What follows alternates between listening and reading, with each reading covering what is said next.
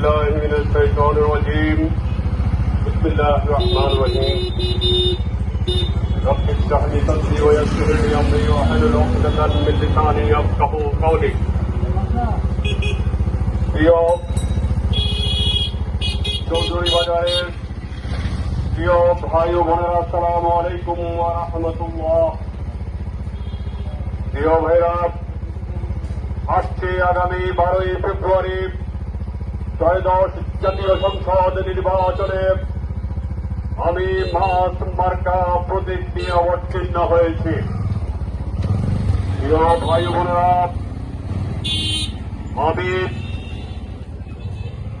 চাঁদাবাজ, সন্ত্রাস, দুর্নীতিবাজ, দখলবাজ, মুনাফিকদের বিরুদ্ধে সংগ্রামের অঙ্গীকার নিয়ে ময়দানে অবতীর্ণ হয়েছি। প্রিয় ভাই বোনেরা, গত 29শে ডিসেম্বর মনোনয়নপত্র যাচাই বাছাই করার সময়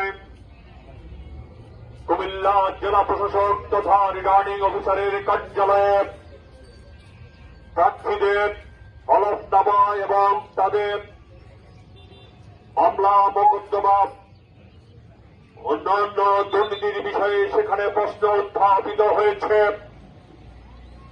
আমি সেখানে বলেছি, যদি আমার বিরুদ্ধে কোন দুর্নীতির অভিযোগ, কোন সন্ত্রাস, চাঁদাবাজি, কোন ফুলকারী অপরাধের কোন বিষয় থাকে উত্থাপন করুন, আমি রাজনৈতিক ময়দান থেকে সরে যাব।